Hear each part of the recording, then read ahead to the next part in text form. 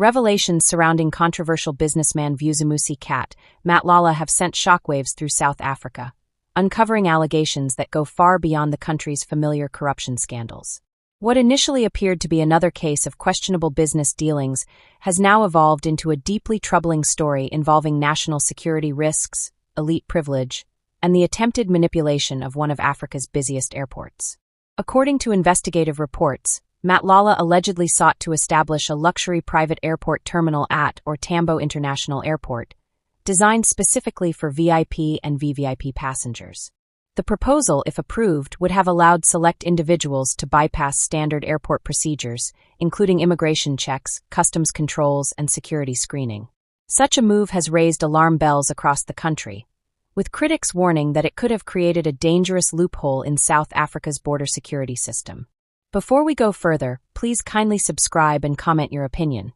At the heart of the controversy are claims that the terminal would cater to high-net-worth individuals, elite banking clients, and politically connected figures, offering them discreet, fast-tracked access in and out of the country. Investigators allege that the project was backed by promises of multimillion rand funding, private security arrangements, and influence at the highest levels of both business and government-linked institutions. Security experts argue that the idea of a privately controlled terminal operating within OR Tambo International Airport is not just ethically questionable, but potentially catastrophic. Airports are critical national infrastructure, governed by strict international aviation, immigration, and counterterrorism regulations. Any attempt to privatize or bypass these systems, they say, opens the door to money laundering, illegal trafficking, organized crime, and even threats to national sovereignty. The Matlala scandal has also reignited public debate about state capture and elite networks that allegedly continue to operate years after the Zondo Commission laid bare how public institutions were hollowed out. Investigations suggest that Matlala may have had links to individuals within private security companies, political circles, and financial institutions, connections that allegedly gave him the confidence to pursue a project many believe should never have made it past the proposal stage. What has angered South Africans the most is the symbolism of the alleged plan. While ordinary citizens endure long queues, strict security checks, and bureaucratic delays, a privileged few were reportedly being positioned to fly in and out of the country under a different set of rules. For many, this reflects a broader pattern in South Africa. One law for the powerful, another for everyone else. The controversy has also raised serious questions about accountability and oversight. How could such a proposal even be entertained within a state-owned airport? Who reviewed it? Who supported it? And were proper risk assessments conducted before discussions reportedly advanced? These are the questions that authorities and investigative journalists are now urgently trying to answer.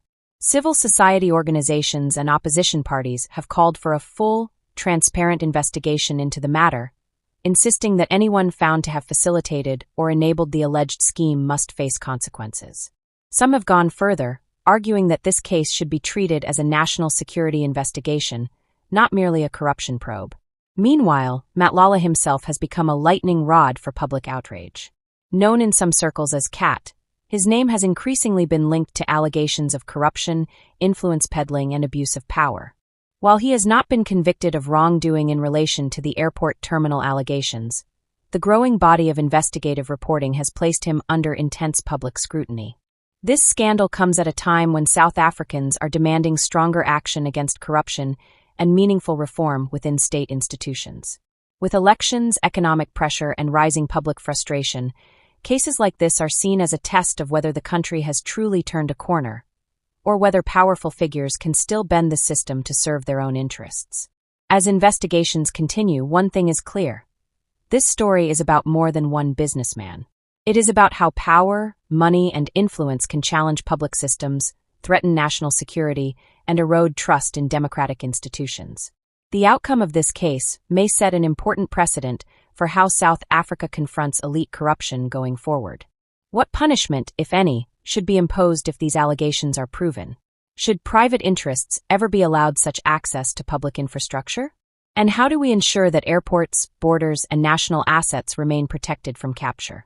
We'll continue to follow this developing story closely. Backhand index pointing right if you want to stay informed with trusted, in-depth South African breaking news, politics, crime, and corruption investigations. Make sure to subscribe to our daily South African news channel.